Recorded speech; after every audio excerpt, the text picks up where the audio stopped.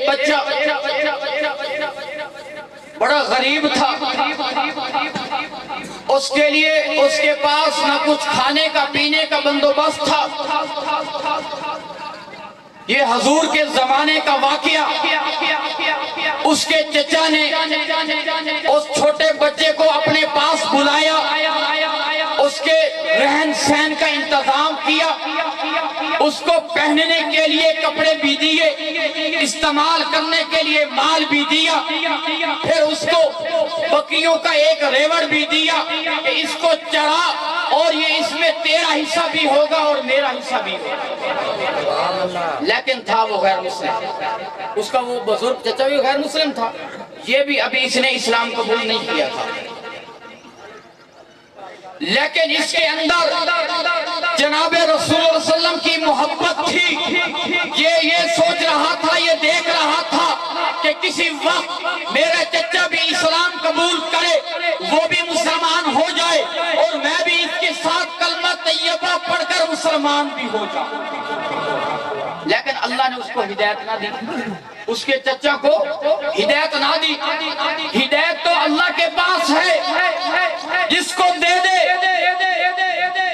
جب کچھ عرصہ گزرا تو اس چھوٹے سے بچے نے،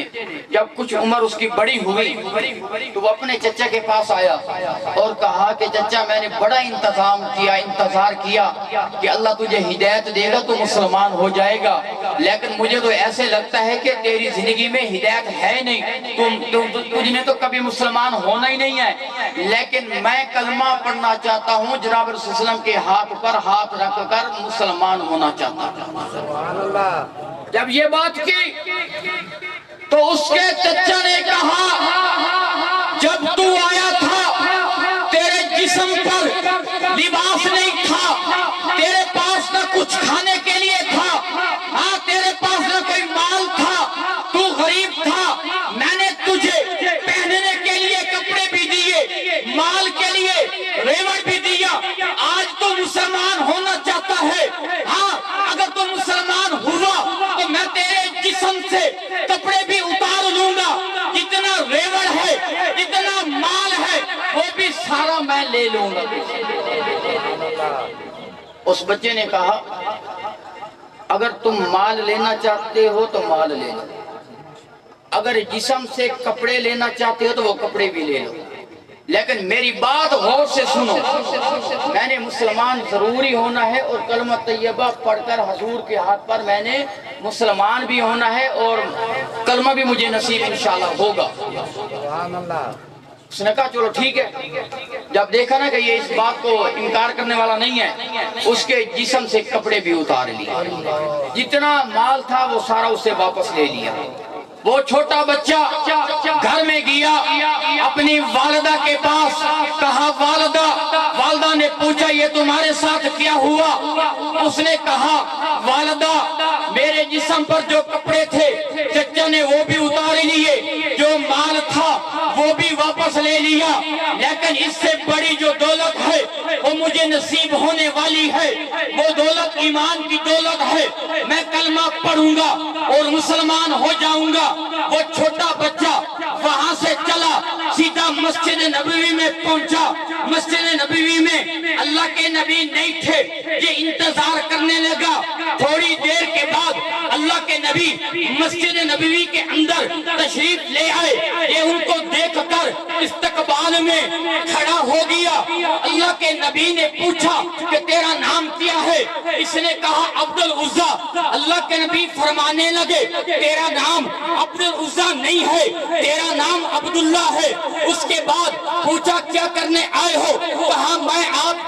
میں نے کلمہ پڑھنا ہے، آپ مجھے کلمہ پڑھائے اور مسلمان کر دیں۔ اللہ کے نبی نے اس کو کلمہ پڑھایا، وہ مسلمان ہو گیا، اہل صفہ میں رہنے لگا، بڑا ہو گیا، مسلمان ہو گیا۔ ایک دفعہ مسجد نبوی میں حضرت عمر فاروق نماز پڑھا رہے تھے، یہ عربی میں کچھ پڑھ رہا تھا،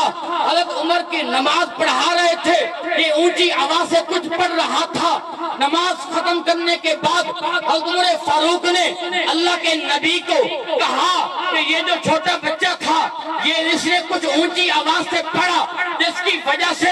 نماز میں خلل پڑا تو اس وقت اللہ کے نبی فرمانے لگے عمر اس کو کچھ نہ کہو، یہ اس وقت آیا تھا اس وقت اس کے پاس کچھ نہیں تھا، اس نے میرے لیے اپنا سارا کچھ قربان کر دیا، اس نے اسلام کے لیے اپنا سارا کچھ قربان کر دیا، اس کو کچھ نہ کہو۔ میرے دوستو یہ مسئلہ بھی سن لیں،